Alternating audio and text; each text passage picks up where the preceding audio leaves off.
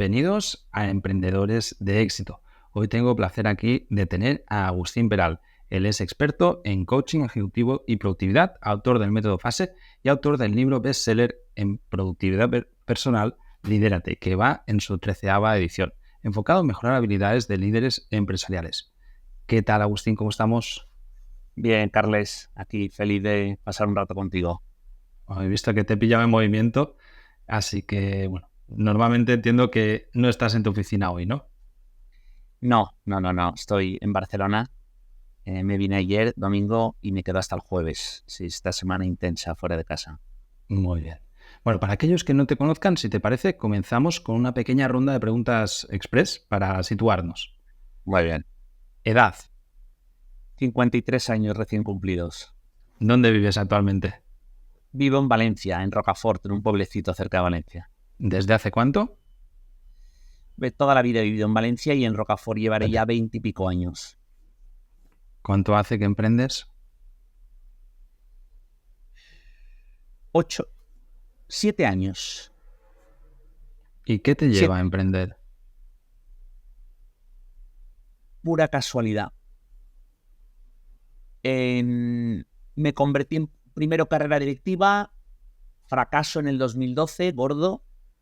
Me reinvento hacia la formación universitaria, sacándome el doctorado, y con posterioridad de ser profesor universitario me encuentro con un producto o servicio que puede tener sentido de mercado y Family and Friends sin buscarlo realmente, y de ahí ya las cosas se han dado.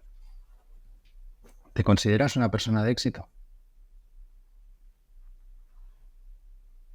Ahora sí, pero entendiendo el éxito por algo que me ha costado años entenderlo, que es la satisfacción personal y profesional. Y siendo un vehículo, el propósito profesional hacia lo personal. Estuve muchos años con una idea errónea sobre esto. ¿Qué pensabas antes de qué era para ti el éxito? Antes pensaba que tenías que tener mucho éxito a nivel profesional y además, en mi caso, con un buen salario y un buen futuro clarificado con proyección para poder ser feliz en lo personal, y me di cuenta que no, que desde mis propios errores me di cuenta de que lo que era fundamental era tener muy definido cuál era tu propósito personal y luego encontrar un propósito profesional que te lo complementara y que te lo facilitara. Y para mí eso es la satisfacción personal y profesional con un sentimiento pleno en ambos campos, que es en lo que ahora me considero que estoy, ¿eh? Por eso te digo que sí que me considero ahora que soy una persona de éxito. Me gustaría que nos contaras un poco cómo es tu día a día como emprendedor. Antes, fuera de micro, me estabas explicando que últimamente estás viajando mucho, ¿no? Que de golpe es el momento de tu vida en el que has viajado más. Pero, ¿cómo funciona? ¿Tienes una rutina? Soy bastante de rutinas a pesar de los muchos viajes. De hecho, yo necesito hacer deporte 5 o 6 días a la semana para poder llevar este tipo de vida. Y bueno, este tipo de vida, cualquier tipo de vida. Y me equilibra mucho el deporte, ¿no? Y hasta tengo una entrenadora personal que esté donde esté, de 8 a 9 de la mañana me conecto con ella online. Antes la tenía presencial cuando viajaba un poco menos, pero ahora es que no merece la pena ni intentarlo, ¿no? Y mi rutina siempre es igual. Intento entrenar de 8 a 9 prácticamente todos los días. Algunos días tengo incluso antes una coach inglesa que me ayuda sobre todo en comunicar en inglés para nativos, con todo lo que esto conlleva, sobre todo clientes británicos. Después, automáticamente, sobre las 9:10, empiezo sesiones. Estas sesiones pueden ser presenciales en cliente o pueden ser online. Yo tengo mucho trabajo también online, con la particularidad de que a lo mejor estoy aquí en Barcelona. De hecho, me ha pasado, antes de contigo he tenido una sesión online, ¿no? Con un cliente que en este caso está en Ginebra. Luego, a la 1 me voy a un cliente presencial en Barcelona, o una sesión presencial para grupo. acabo, como, no pierdo mucho tiempo comiendo, puedo comer en media de 3/4 y acabo sobre las 5:30, 6 en cuanto a lo que son sesiones, pero luego después de las sesiones siempre tengo gestión propia o estudio, porque me toca estudiar. Yo, como te pasará a ti, ¿no? Estamos continuamente estudiando y leyendo. Puedo acabar 7, 7:30. Ahí sí que intento hacer alguna actividad que me relaje, que puede ser desde un paseo, llamadas. Y ahí a las 9, 9:30 intento cenar. Después de cenar, lucho por, en vez de leer los periódicos de manera obsesiva, que me gustan mucho desde el móvil, sustituirlo por libro. A veces me veo, pocas veces, tendría que hacerlo incluso más, alguna miniserie de Netflix y a dormir ya hasta el día siguiente. ¿Delegas una parte del trabajo que haces? Sí. Delego bastante. Esto ha sido algo que yo me convertí hace 4 o 5 años de solopreneur a entrepreneur, que para mí fue el día que dije no puedo ya solo. No puedo solo. Tuve mucha suerte, me encontré en el camino a Jorge García, que era un ex cliente, que le convencí para que se viniera a este proyecto conmigo. Me dijo que sí, pero en el fondo fue un sí, pero no. Y luego ya el segundo intento ya le convencí y ahora estamos juntos. Y a partir de ahí también hemos ido creciendo en equipo, ¿no? En equipo. Y el equipo me ayuda mucho a delegar temas donde considero que no hay un valor diferencial en mi aporte o que no tiene una importancia como para que yo me meta en ellos, ¿no? Y la última faceta de delegación ha sido pues algo que Jorge lo vio claro y me dijo, lo necesitas, que es necesitas una chief of staff o una assistant elevada para que no solo sea la persona que te ayude a la planificación de viajes y que te ayude a todo el tema administrativo, sino también para que te aporte en proyectos donde necesitas tener a alguien al lado, ¿no? Y esto ha sido la última incorporación en la compañía, que ha sido un gran acierto en este 2023. Temas de marketing tenemos una persona, tampoco los llevo personalmente para nada. O sea que sí, delego mucho y cada vez más y subcontrato todo, porque no quiero dedicar tiempo a cosas que creo que no me van a aportar un valor diferencial y necesito ese tiempo para cosas realmente importantes. Soy obsesivo un poco en esto. Sí, es algo que es muy frecuente en estas entrevistas que hago.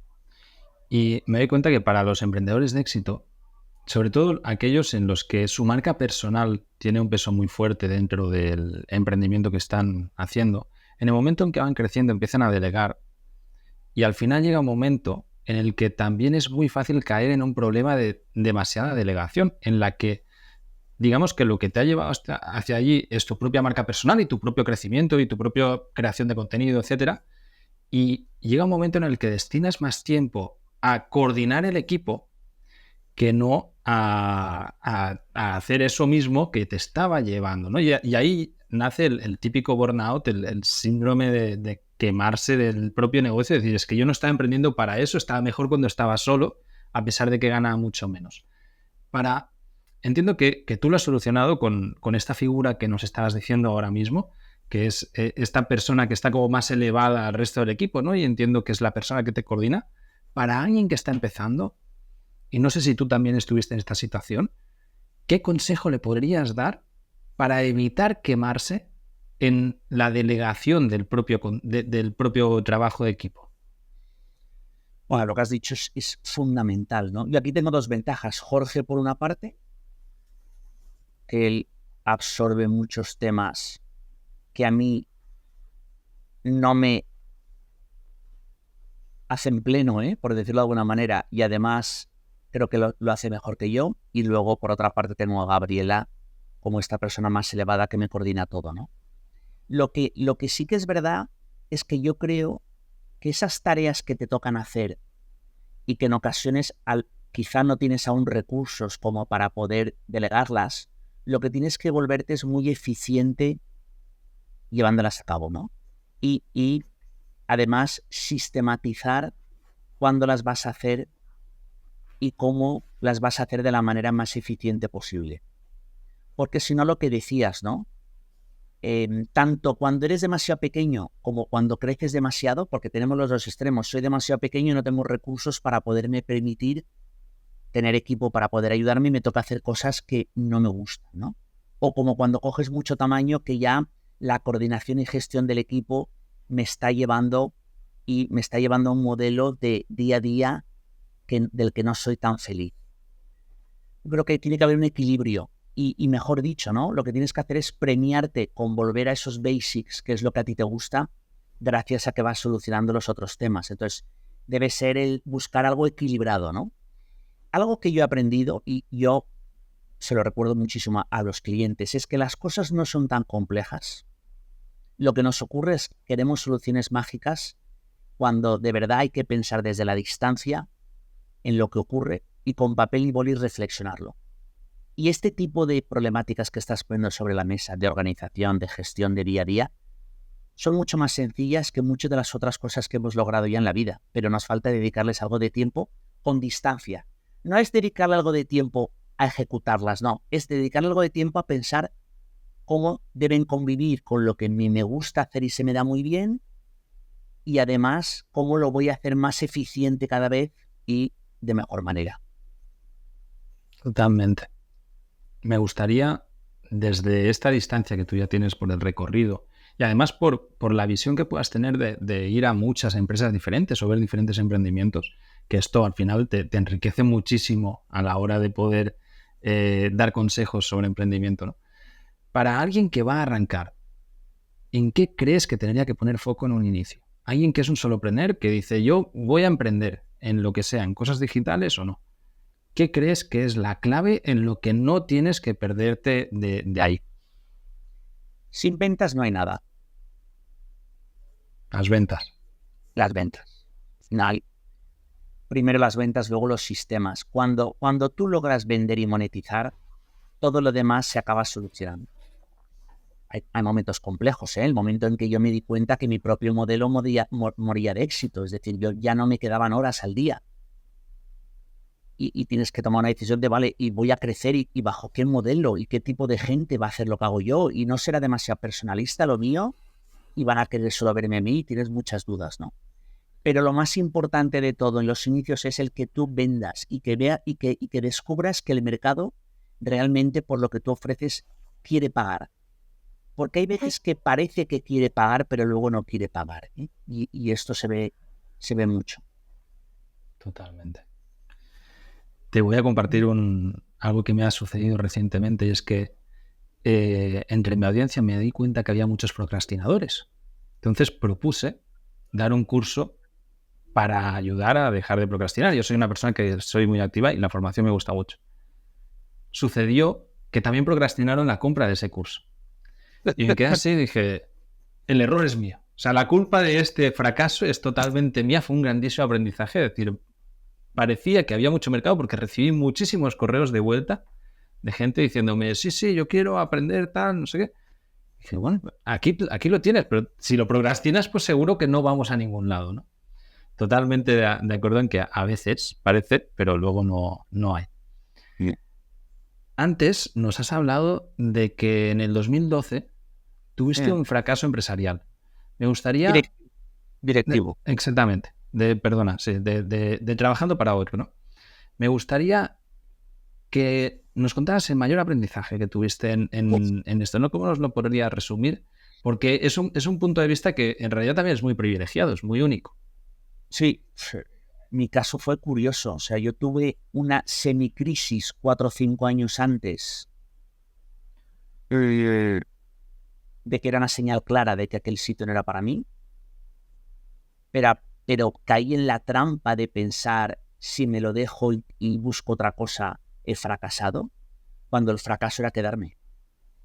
Hay un momento donde tú ves que estás delante de un elefante que tan grande y con una solución muy compleja, o al menos para ti es muy compleja y quizá no sea tu elefante, donde tienes que decir, oye, abandono el elefante y me voy a buscar otra cosa, pero el orgullo, el no querer dejar a otra gente que también puede ser que esté aparentemente en tu mismo barco, no te hace que no lo hagas, ¿no? Y ahí ocurre algo que es muy curioso, que yo experimenté y que jamás espero volver a experimentarlo, que es que cuando tú te enfrentas a algo que te supera y con difícil solución y que te ocasiona un deterioro silencioso y progresivo, el problema ya no es el elefante al que te estás enfrentando.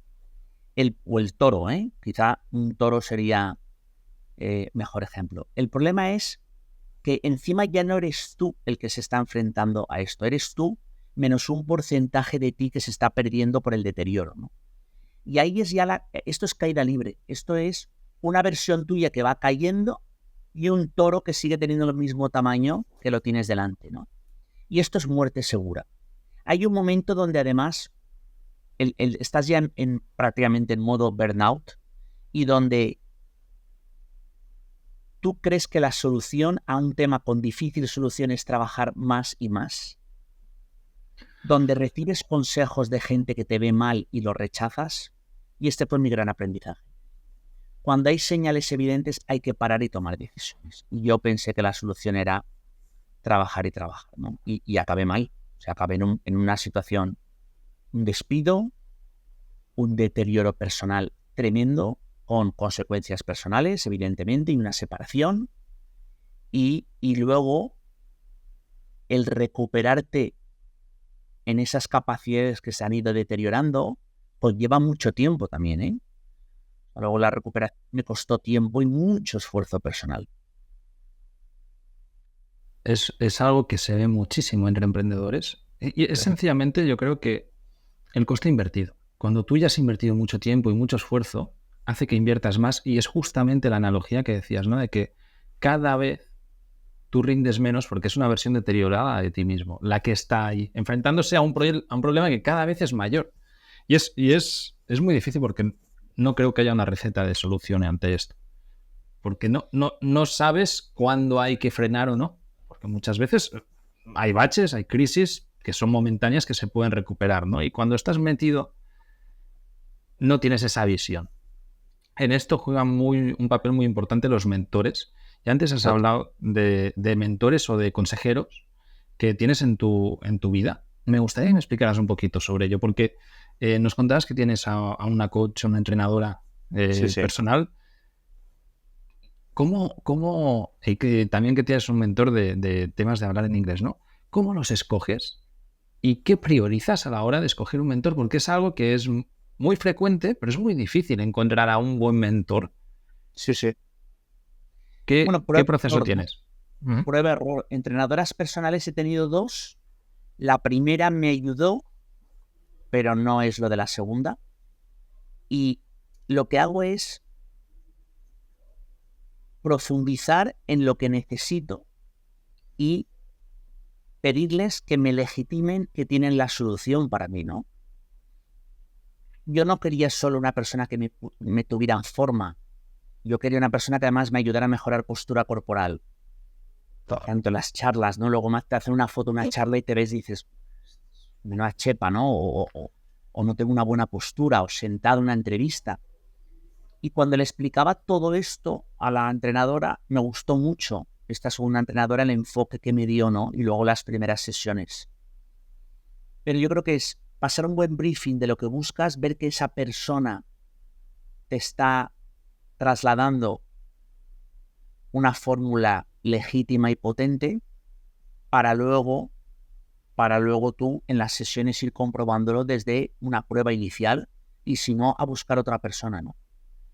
Y lo mismo con el tema del inglés, sobre todo con nativos británicos, con todo lo que esto conlleva, que es mucho más que hablar bien inglés, ¿no? Es el estilo que tienen en sus propias presentaciones, mucho más estructurados, el packaging que digo yo lo cuidan mucho más. Y aquí igual, oye, necesito gente que me pueda aportar. Luego tengo una ventaja, que mis propios clientes son gente con muchísima experiencia directiva y empresarial y en ocasiones, en momentos que estamos hablando de un poco de la vida, les pregunto y siempre recibo unos consejos. Y Jorge es una persona con una profundidad de pensamiento más elevada que la mía y que me gusta mucho cuando hablamos de empresa, ¿no? cuando hablamos de empresa. Y luego también Ana, mi pareja, es una persona también con una sensatez que quizá yo no tengo, ¿no? Y cuando les pongo cosas me opinan muy bien, ¿no? Últimamente mis hijos me están sorprendiendo porque cada vez me preguntan más por el negocio o por la empresa y me opinan con criterio, ¿no? Lo cual no sabes lo que te supone de bonito, ¿no? Ver cómo tus hijos te opinan y se interesan, pero luego además te opinan con criterio, ¿no? Lo cual es muy grande esto. Esto lo estoy experimentando últimamente y me encanta, sí. Seguro que tiene que ser súper gratificante, ¿no? Sí. Me gustaría que nos comentaras si tienes claramente identificado algún momento en el que pasara algo que supusiera un clic, un cambio de chip en tu vida y el por qué. Sí. A ver, yo me dedico a ayudar a directivos, empresarios, profesionales con vidas agitadas o con circunstancias personales complejas a que logren mejorar su propia organización. Esto todo viene de que por la propia problemática que yo pasé en el 2012, que tuve que estudiar mucho sobre productividad personal para salir de todos los problemas que tenía, unido a que en aquel momento también estaba intentando sacarme el doctorado, que al final lo logré, me dio por modelizar las cosas. Y entonces yo modelicé una metodología de productividad personal para mi propio uso. Sorpresas de la vida es que con los años, algo que yo utilizaba para mí mismo, se lo enseñé a Luis Barros, que es un compañero mío de SADE, que yo estudié en Barcelona con él, y me dijo, esto es un producto en sí mismo. Esto es un productazo. Es más, lo quiero para mí, para mi equipo, ¿no? Fue de mis primeros clientes, pero además de esto, él y su equipo, que no me olvidaré nunca, me hicieron creer que había un tema de mucho futuro. De hecho, ellos desarrollaban páginas web, entre otras muchas cosas que hacían, y me propusieron hacer una página web que yo cuando la vi les dije, yo no soy ese. Me dice, no, tú eres ese. Lo que pasa es que el mercado no se da cuenta y se dará cuenta. Y tengo que confesarlo, esa página web a mí me daba vergüenza, porque Síndrome veía del que... impostor. Eso es. El síndrome del impostor en su totalidad, ¿no? Luego hay que reconocer que por fortuna la historia ha superado muy mucho todo lo que aquello pretendía, ¿no?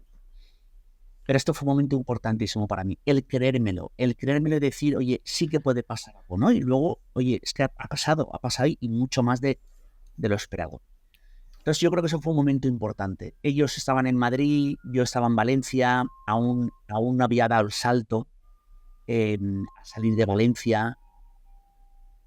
Fueron muchas cosas, ¿no? Ellos estaban acostumbrados a tratar con gente de mucho calado. Bueno, lo de siempre, ¿no? El también exponerte y estar cerca de gente más elevada que tú. El entorno condiciona nuestras vidas, ¿no? Y fue un momento importante. Me estás recordando muchísimo a un amigo personal que está en una situación parecida en la que se está saliendo, él trabaja para consultoras, ya en un cargo directivo, y se está saliendo y se encuentra con amistades que del mundo de la empresa están diciéndole, tío, esto tiene un grandísimo valor, ven a trabajar conmigo, ¿no? Y justamente hace poco hablaba con él y me decía, no sé qué cobrar. Y entiendo que muy probablemente cuando tú en este primer momento te fuiste a trabajar para tu amigo de SADE, ¿cómo le pones un primer precio a eso? Porque, claro, lo haces basándote en tu propio salario. Entiendo, ¿no? En decir, bueno, yo hasta ahora pues cobro tanto al mes, pues esto es lo que quiero cobrar, o cobro en proporción al valor que te voy a dar. ¿Cómo decides ahí? ¿Cómo haces ese pricing? Wow, es una buena pregunta. Yo ahí hice un poco test de mercado, ¿no? Test de mercado, estuve preguntando lo que se cobraba. Luis me apretó, lo recuerdo perfectamente, me apretó, porque él es así, en el buen sentido. Luego también me cuidó, cuando empecé a aportarles valor me dio mucho más trabajo. Pero no fue fácil. Mi gran sorpresa fue luego, más adelante, cuando me di cuenta y hubo otra persona que me convenció de que tenía que subir precios, ¿no? De que esto podía valer más. y tienes reparo, o sea, te sientes mal a la hora de subir precios. Fíjate cómo somos también, ¿eh? Y ves que el mercado te acepta los precios. Y no tienes ahí un síndrome del impostor pensando estoy cobrando más de lo que aporto, porque también te vas dando cuenta que aportas mucho a personas, en mi caso, además, personas con salarios muy elevados, y encima le estoy aportando tiempo, o sea que el retorno de inversión era clarísimo. Pero fue un proceso progresivo y evolutivo. Ah, Esta es una pregunta que me hace gente. Me llaman a veces personas que empiezan a montárselo por su cuenta. Oye, ¿qué cobro para esto? No te lo preguntan tan directo, ¿eh? te vienen con Empiezan, rodeos, ¿no? Sí, sí. sí, con rodeo es muy curioso. Y yo ya directamente le digo, oye, quizá te interesa esto. Ostras, sí me interesa mucho. Y digo, mira, esto es así, así, mira, a ver, por aquí yo cobro esto para esto, y a ver un poco tú cómo ves que el mercado te responde, ¿no? Totalmente. Yo creo que no es el síndrome del impostor, sino que básicamente pues es el miedo a cobrar mucho y luego no dar ese valor, pero porque no lo tienes rodado. Una vez lo que tú has dicho, ¿no? En el momento en el que estás trabajando con gente que tiene mucho dinero o que tiene un buen poder adquisitivo y que el retorno lo tienes probado, a partir de ahí ya puedes sacar un precio y Sí, sacar el pecho y decir es que esto es barato. te lo compro. Sí, sí, te lo compro. Es un proceso, ¿eh? Proceso bonito también, ¿eh? Yo a veces lo recuerdo.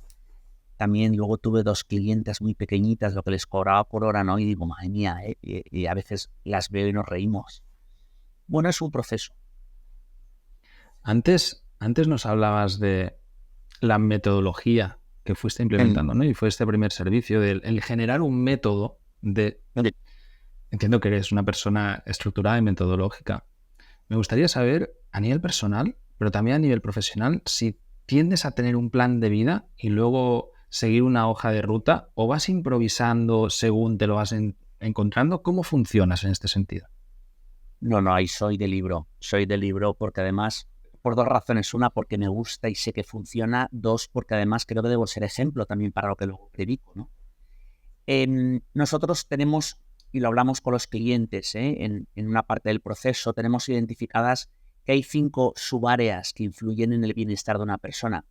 Además, nos gusta identificarlo porque hay veces que tenemos clientes que achacan todos sus problemas al trabajo cuando hay otras razones, ¿no? Entonces tienes trabajo, tienes casa y familia, tienes hobbies y amigos, tienes salud y energía y tienes finanzas personales. Y lo que yo intento hacer es trimestralmente, yo en estas 5 subáreas me elevo con una reflexión profunda y analizo, me autoevalúo de 1 a 5 y analizo qué cosas o áreas de mejora puede haber. Y desde ahí, desde esta simple reflexión, ya me trazo lo que llamamos las Big Rocks o prioridades mensuales, ¿no? Que es la guía de qué temas tengo que llevar o sacar adelante para lograr estas áreas de mejora en estos subdominios, ¿no? Y desde estas prioridades mensuales planifico calendario. Para que este calendario, nosotros nos gusta mucho recordar que la agenda nunca miente. Lo que hay en tu agenda es lo que verdaderamente acabarás haciendo. Por esto hay gente que me dice, no, mi vida son mis hijos. Y digo, sí, demuéstramelo con tu calendario de los últimos 3 meses que has hecho con ellos, ¿no? Y entonces te das, bueno, hombre, es que yo trabajo mucho para poder dejarles un buen porvenir. Digo, hombre, sí, no, está bien, pero también tiene que reflejar tu agenda esto, ¿no? Y así podemos poner muchísimos ejemplos. Soy muy intencional en lograr que mi agenda refleje, por supuesto, que mi propósito personal y profesional, pero en más detalle esas prioridades alineadas con la mejora en estos 5 subdominios. Me parece, es muy curioso como mucha gente tiene percepción, ¿no? De que, pues lo que decías del ejemplo, ¿no? Mi vida son mis hijos, o yo no trabajo tanto. Y cuando vas al traqueo, sí, yo soy un fanático, lo hablábamos antes, de traquear el tiempo, y es ahí donde te das cuenta y dices, es que invierto muchas horas en esto y no soy tan consciente de ello, ¿no? Y en lo que realmente me importa, a lo mejor paso menos tiempo y me parece que es mucho. Sí, Totalmente sí, de sí. acuerdo que la agenda no miente. Luego también hay que diferenciar el tiempo de calidad o no de calidad. Esto también me lo dicen muchos clientes, ¿no? Cuando me contratan o nos contratan, dicen, mira, yo quiero que me ayudes a mejorar mi sensación de control en el trabajo y el nivel de estrés. Y añadimos, ¿y quieres ganar horas? Dice, no, ganar horas no. Lo que quiero es que cuando me voy a casa esté con modo casa, sin estar con un nivel de estrés elevado, pensando en cosas del trabajo, y las horas que estoy con mi familia estoy, ¿no? Lo de when I work, I work, when I rest, I rest. Es que esa frase tiene mucho fondo. Cuando trabajo, trabajo, cuando descanso, descanso. Con máxima implicación en ambas cosas. ¿Cómo crees que se puede? Porque esto es algo que en los emprendedores nos pasa constantemente, ¿no? Y que al final mezclas tu vida personal con tu trabajar siempre y no trabajar nunca. Es todo un Cristo, ¿no? Al final todo está muy mezclado. ¿Cómo crees que se puede comenzar con esto? A ver, esto no va de horas, lo siento. Sí que es verdad que hay momentos de tu vida que tú tienes que hacer un sobreesfuerzo. Yo este último 2023 lo he hecho. He hecho un sobreesfuerzo porque estábamos en un momento muy importante con un acuerdo que afortunadamente hemos cerrado, que conllevaba mucho esfuerzo y mucha preparación. Pero no va de horas. Va de que tú identifiques claramente dónde está lo prioritario para sacar este proyecto adelante y en esto le dediques horas en la proporción adecuada, que es lo complejo. Al final cualquier emprendedor puede decir, oye, yo tengo aquí ahora mismo $4 en monedas. Tengo un tema de cash financiero que tengo que solucionar antes del mes de mayo, porque se me acaba la caja. Tengo un tema de verdad consolidar ventas, porque somos muy regulares y no voy siempre al límite de la generación de ventas, que además está relacionado evidentemente con la caja. Tengo un tema de la solución o el producto, tengo que acabar de perfeccionarlo en esta área. Y tengo un cuarto tema de cohesión de equipo. Vamos a poner, somos 5, pero necesitamos cohesionar. Bien. Y aquí yo sé que en lograr avanzar en estos 4 temas va a estar mi futuro éxito, ¿no? Muy bien. Ahora, no se trata de que tú trabajes 16 horas al día para lograr llegar a los 4, no. Se trata de que tú identifiques claramente cuáles son las soluciones a estos 4 temas y que luego tu asignación de tiempo, llámale 10 horas día, lo hagas en esos 4 temas con la proporción y la coherencia entre ellos 4 como corresponde. ¿Por qué digo 10 horas? Porque al final estos modelos de 16 horas acaban conllevando un desgaste que lo que hace es que luego la hora no tenga ni la calidad que debe tener. Y por supuesto, que no te pares a planificar desde la distancia como deberías. Aquí hay mucho error en no planificar con suficiente coherencia y tiempo. Es decir, a la planificación hay que dedicarle mucho más tiempo del que le dedicamos. Y segundo, que luego tú no dediques ese tiempo que tenía una planificación coherente, porque luego nos saltamos nuestras propias agendas. Y hay personas que dicen, ya sé que tengo que obsesionarme más con las ventas, pero es que pasan las semanas y caigo en seguir mejorando la solución. Y de la venta o no me apetece o no sé o uno encuentra 1000 excusas para no hacerlo. Totalmente. Algo que me hizo reflexionar recientemente de también un entrevistado respecto a esto es que muchas veces cuando no tenemos el resultado que queremos, aunque parezca un error a simple vista, ¿no? El típico de solo un idiota buscaría un resultado diferente haciendo exactamente lo mismo. Caemos en esto. Porque achacamos la falta de resultado a la falta de trabajo.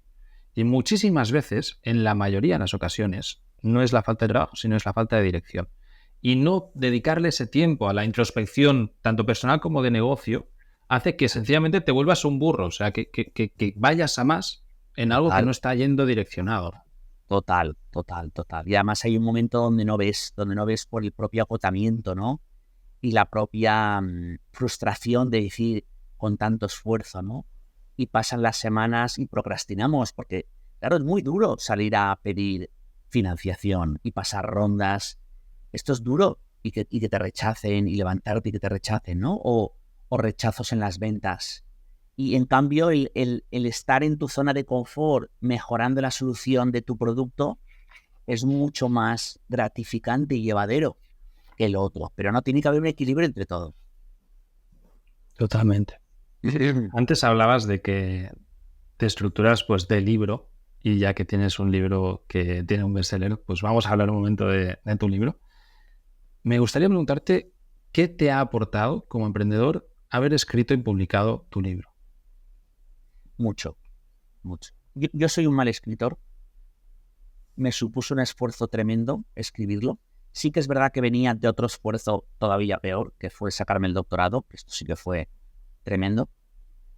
Pero me ha aportado muchísimo. Lo primero es que el hecho de escribir un libro te obliga a realmente tener muy interiorizado, y en mi caso todavía más, las claves de la metodología. En un momento inicial donde no tenía el dominio que tengo ahora, evidentemente, ¿no? Y el hecho de escribirlo te va dando una base y una solidez para cuando luego te enfrentas en momentos donde quieres ayudar a alguien y tienes esos 3, 5, 4 minutos de poder impactarle, a tener el pinch muy estructurado, porque lo tienes dentro. ¿Qué actividad existe que haga que el conocimiento se meta tan adentro como la de escribir, ¿no?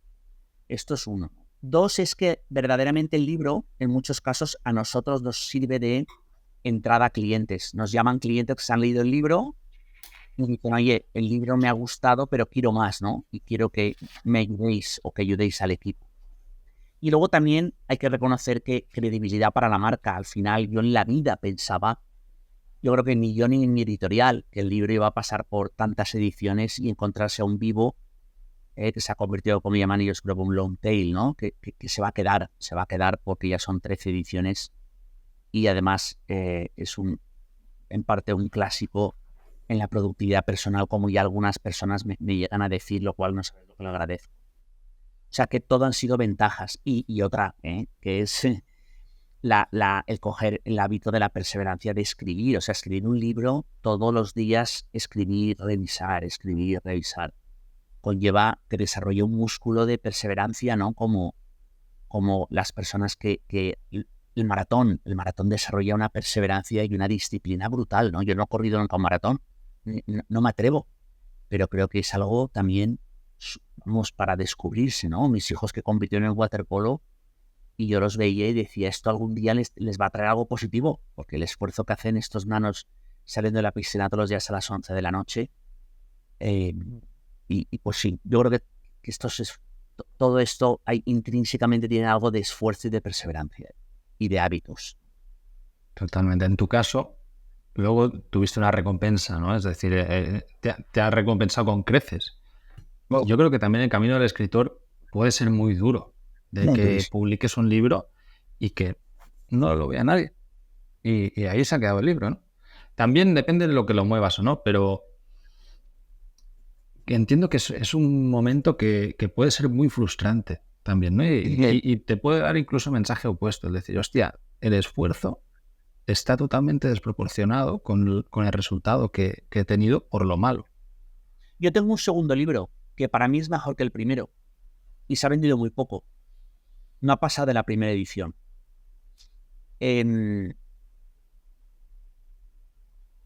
No me resulta frustrante.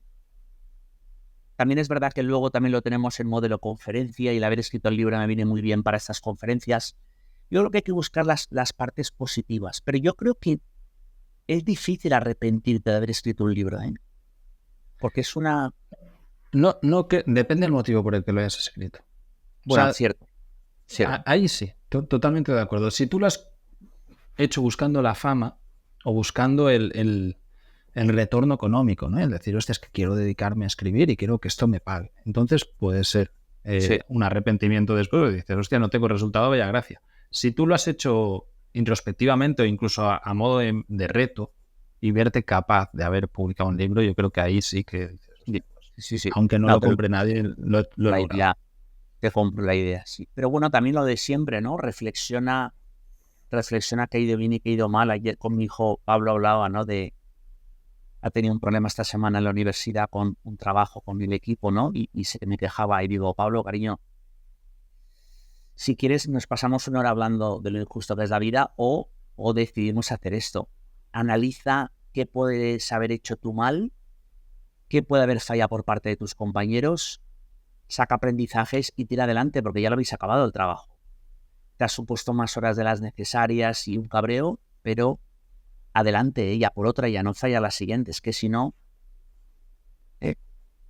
Sí, el análisis, autoanálisis de lo que va sucediendo, ¿no? Creo que es muy importante. Con papel y con boli, como siempre digo yo, con papel y con boli. Lo que no está escrito no existe para mí.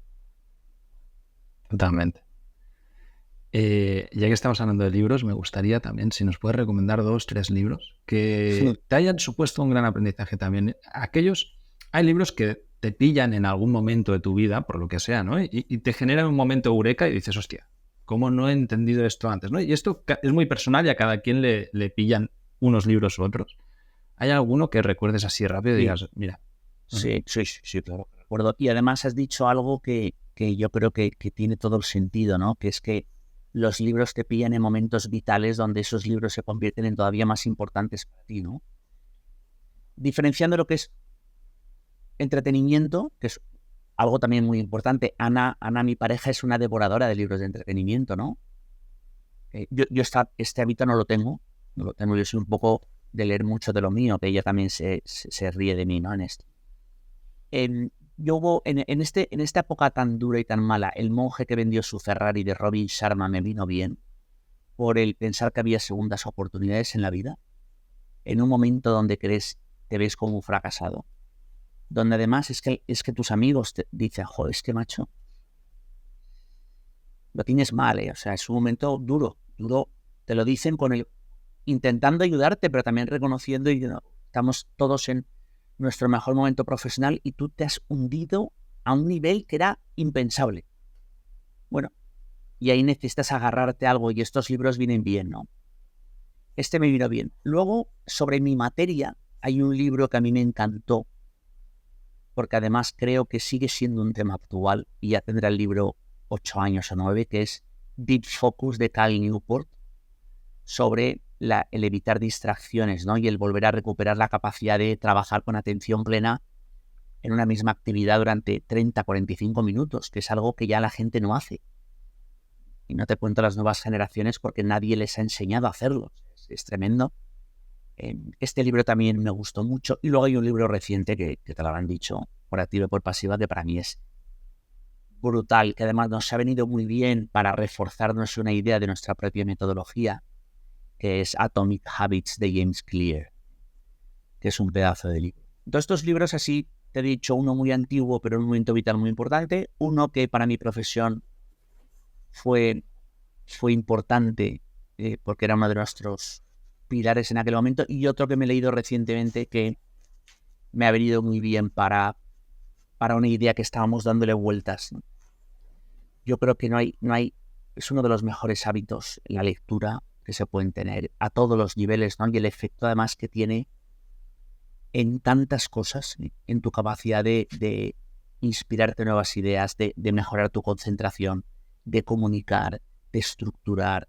Son tantas ventajas, dicen esta frase que la habrás leído muchas veces, ¿no? Que al final el deporte es al físico como el libro es a la mente, ¿no? Como leer es a la mente, ¿no? Es clave. Yo con mis hijos insisto mucho en que lean más, ¿no? Voy ganando, van cogiendo poco a poco algo, ¿eh? Es lo que más les cuesta. Luego en deporte me barren, pero vamos. Pero sí. Hablabas, me ha gustado mucho el de Hábitos Atómicos, es un gran libro también que tengo en el radar desde hace mucho tiempo. ¿Tienes identificado algún conocimiento o hábito o aprendizaje que hayas aplicado en tu vida y que esto haya supuesto una revolución para ti? Sí. Dos que además están metidos en la metodología, ¿no? El stop and think mensual, es decir, el pararte a pensar desde la distancia todos los meses sobre lo más prioritario para el mes siguiente, con papel y con boli. Esto no es un to-do list. La gente se cree que esto es un to-do list. No. Esto es, oye, yo el mes que viene va a ser un mes con mucho lío, pero estos son los 5 temas que son innegociables. Y luego el otro es el plan semanal. O sea, yo puedo perder, y no te exagero, en el stop and think mensual 5 horas entre unas cosas y otras. Son las 5 mejores horas invertidas del mes, porque esto va a garantizar que el próximo mes me dedique a lo que debo. Antes también lo comentabas, no hay nada peor que de trabajar con mucha eficiencia en aquello que no es importante y luego dices, ¿para qué tantas horas en esto y no me ha llevado a nada, ¿no? Y la frustración que supone. Y luego el plan semanal para mí es muy importante. Esta semana es tremendamente compleja. Y además con temas muy diversos, ¿eh? Me habré pasado este fin de semana, no te exagero, y ayer en el tren sobre todo, 3 horas planificando, preparando, anticipando cosas. Es que no hay mejor inversión que esta. Hoy me he levantado muy tranquilo, ¿eh? Si no, ya, el día ya me habría reventado. ¿Cómo suena? Si te agobias o pierdes foco, ¿tienes alguna receta de solución? Sí, sí. Hablarlo con Jorge, con Ana, con Gabriela últimamente, con otras personas del equipo, pero sobre todo Jorge, Ana, Gabriela. Y luego hago muchos mind maps. A mí los mind maps desde hace muchísimo tiempo me son muy útiles. Yo me leí el libro de Tony Buzan, si no recuerdo mal, en el año 2013. O sea, llevo haciendo mind maps desde el año 2013. Llevo 10 años haciendo mind maps. Si abres mi iPad, sé los que te puedes encontrar. Esta tarde tengo una presentación compleja. El viernes me llamó la persona que me invita a esta presentación y me hizo un giro a lo esperado y me puse un poco inquieto, pero automáticamente me hizo un mind map. Esto ya me tranquilizó, estructuré y luego desde ahí he ido perfeccionándolo. ¿Qué herramienta utilizas para hacer los mapas mentales? En mi caso hay muchas, ¿eh? Yo aplicaciones no utilizo ninguna. Lo que utilizo es el Penultimate en mi iPad y desde ahí con libreta digital, como podríamos llamarla, ¿no? Y con lápiz digital. Dibujas como si fuera una pizarra, pero de manera digital. Eso es. Lo bueno que tiene esto es los colores, ¿no? Además, claro, tienes Bueno, y que borrar y mover cosas luego es muy fácil, ¿no? Es como, es chulo, sí. Bastante, técnicamente soy bastante flojo, ¿eh? También es motivo de risa entre mis hijos. Y no... Pero bueno, utilizo lo mínimo necesario. Si te funciona, al final es la importante, ¿no? Sí, pero también tendría que a veces hacer un esfuerzo por profundizar un poco más. Sí. ¿Qué es aquello que te produce tranquilidad y paz mental y que si no tuvieras necesitarías tener en tu vida? ¿Lo tienes identificado? Sí. Amigos, yo tengo 4 o 5 grandes amigos, de verdad, que me vienen muy bien. Disfrutar de ellos. Este fin de semana me voy precisamente con uno de ellos y otra gente. ¿Cómo hablar con ellos? Ayer por la tarde me llamó uno de ellos y 15 minutos fue mis hijos nos llamamos todos los días. Casa de Ana, el fin de semana. Leer, estudiar. A mí me encanta estudiar y crear conceptos nuevos. Alguno dirá, este no está bien de la cabeza, pero a mí de mi materia me encanta estudiar. Todo esto me equilibra mucho. Tener la mente ocupada. Tengo un problema de fondo, pero yo no sé estar sin hacer nada. ¿Has probado meditar alguna vez? ¿Has probado? Sí, no. Es algo que yo tengo una mente como la tuya y es algo muy común entre muchos emprendedores, ¿no? Que estás todo el día maquinando, pensando, pillando ideas, tal. Yo, si te enseñase cómo tengo ahora aquí no tengo libreta y voy con posits de los de toda la vida y tengo esto. Perfecto. Es un Cristo de posits, ¿no? Y hace poco descubrí la meditación y lo descubrí con una mentora, porque yo no era capaz de meditar por mi propia cuenta y empecé a meditar con alguien que me está ayudando a meditar. Es un antes y un después. O sea, de golpe... Me lo voy a apuntar, aunque será la 20ª vez que me lo apunto, ¿eh? Pero... Ojalá que en la próxima edición del podcast te puedas volver a venir aquí y me cuentes que estás meditando y... ¿Me pasarás algún contacto de alguien bueno? Claro que sí. Sí, el hábito. Sí. Además hay alguien... Lo has dicho, o sea, es que no hay nada igual, ¿eh? Yo con el inglés me atasqué, ¿no?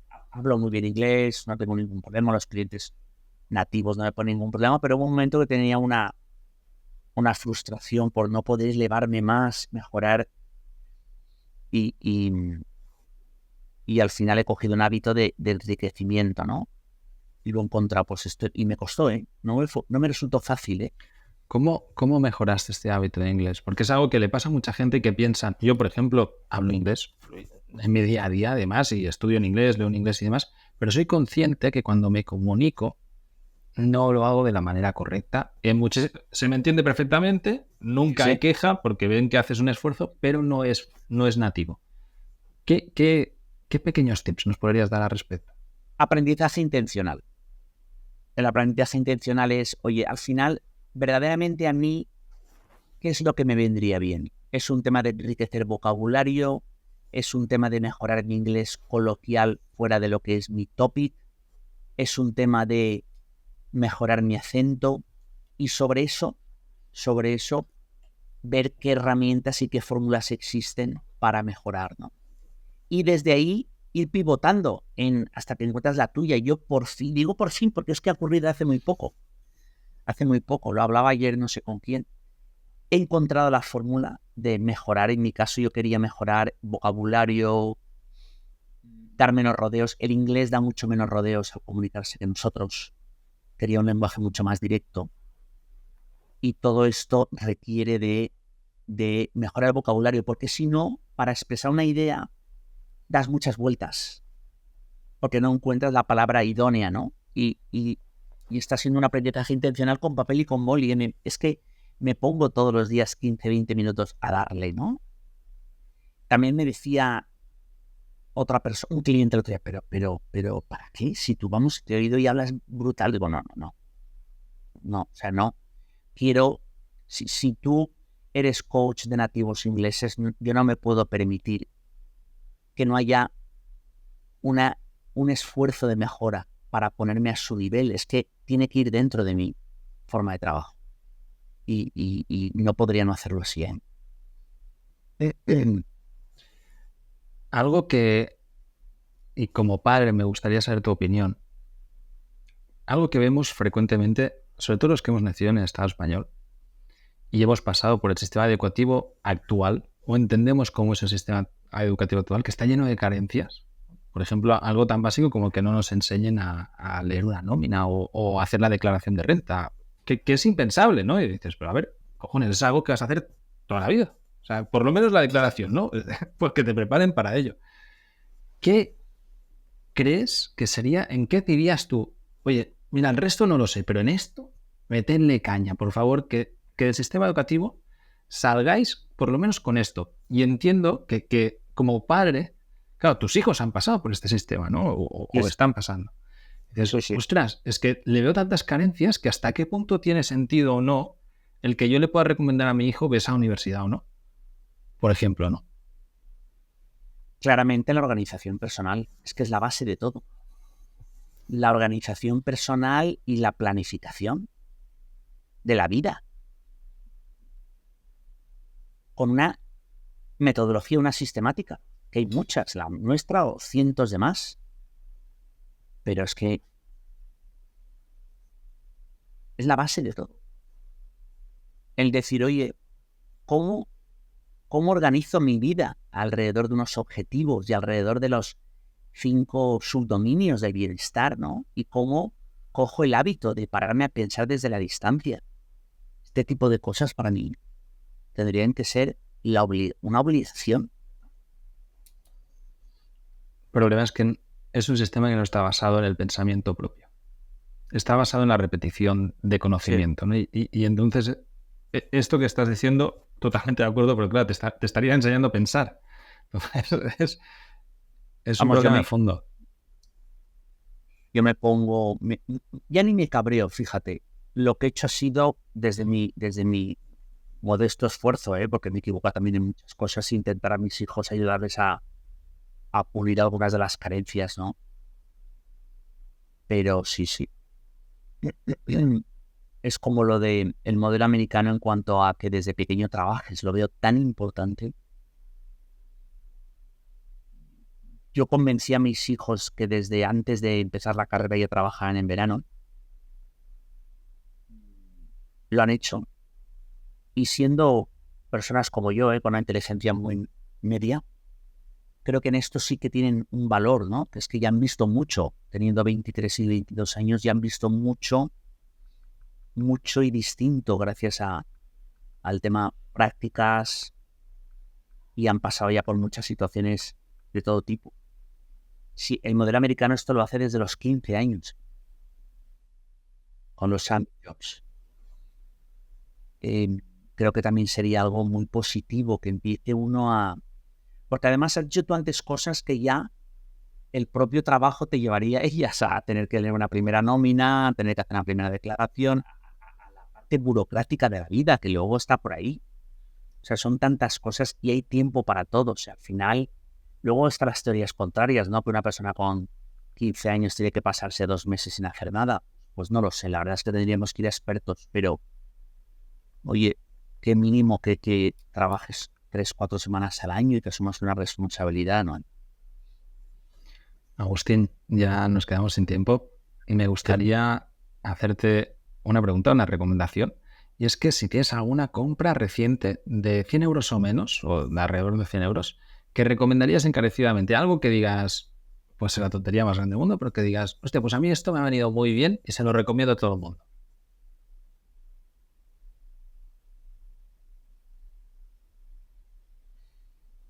Se me ocurren dos.